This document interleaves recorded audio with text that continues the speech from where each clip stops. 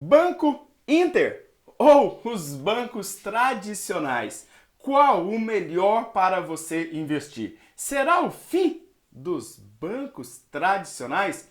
Neste conteúdo, quero mostrar para você uma comparação para você que deseja investir em relação aos principais bancos tradicionais e o Banco Inter, o queridinho dos bancos digitais. Mas já taque o dedão aí porque você tem um relatório grátis para você, numa parceria exclusiva com o Levante 10 Investimento, que está na descrição deste vídeo, e este relatório vai servir para você acompanhar todo este conteúdo. Então, pega aí já papel e caneta na mão que está na hora de mais um conteúdo. Eu sou o Anderson Gonçalves, o seu educador financeiro, e você está no Excelência no Bolso, o canal que investe em você.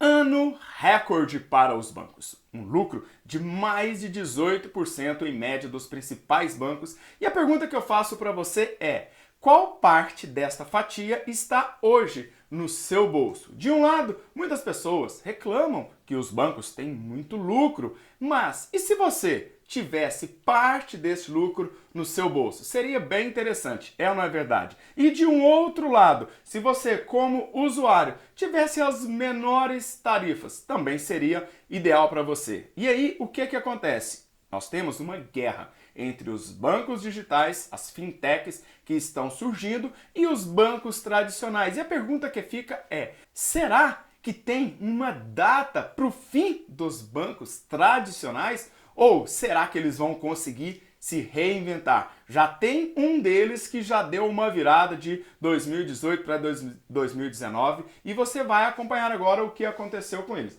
Então, observe que aqui nós selecionamos dentro deste relatório, além do que eu vou falar aqui para você, tem algo muito especial dentro do relatório, que é a expectativa que vai acontecer ou que, nas premissas avaliadas pela Levante 10 Investimento, pode acontecer para os próximos períodos. Então é importante que você tenha isso em mente para você identificar. Será que vale a pena investir? Será que não? Vamos começar falando com o Banco do Brasil. Então, o BBAS3.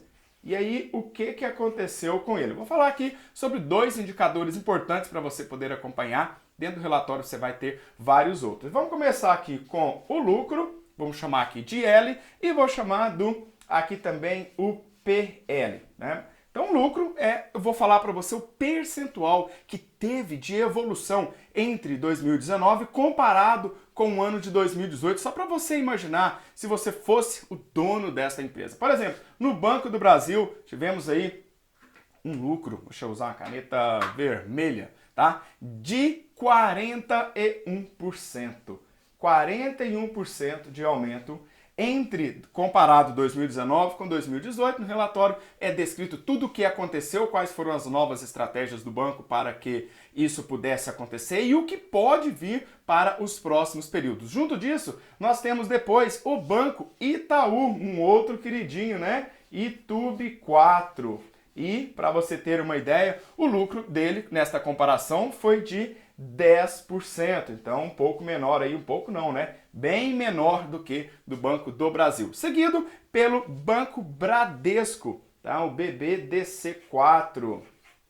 E aqui nós tivemos um lucro que foi de 20% nesta comparação entre os dois anos. E chegamos, então, no BID11, no Banco Inter. Então tá aqui, BID11. E no Banco Inter tivemos um lucro de 15%.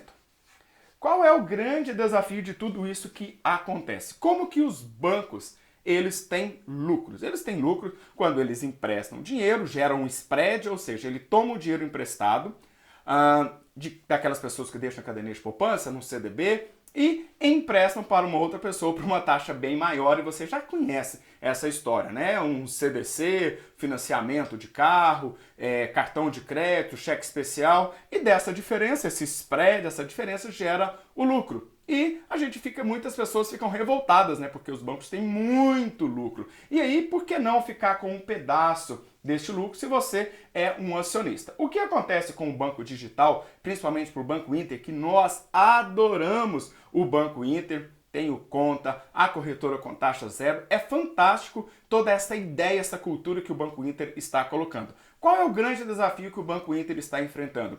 Hora que ele entrega lucro, porque por mais que ele tenha tido aqui um crescimento, ele está tendo dificuldades. Por quê? Como que ele vai gerar mais receitas? No atual momento, ele gera essa receita quando novos clientes fazem algum tipo de empréstimo, quando eles fazem um pagamento no cartão, entre outras coisas, mas o lucro não está vindo das taxas que são cobradas dos clientes. Apesar de ter aumentado gritantemente o número de clientes, passando aí de 4 milhões de usuários, inclusive eu tenho uma conta junto com vários alunos, como usuário, estou muito satisfeito com o Banco Inter, mas se nós formos analisar os números, o Banco Inter vai ter que reinventar para poder gerar receita. Um outro número importante que a gente precisa ver é o PL, ou seja, o preço dividido pelo lucro. Afinal de contas, você, como investidor, quer que aquela sua empresa, aquele seu negócio, ele dê lucro. E aí você precisa entender o que está acontecendo, por exemplo, com o Banco do Brasil. Este PL, eu vou colocar aqui aproximado o número inteiro. O que significa? Vou colocar aqui para você um número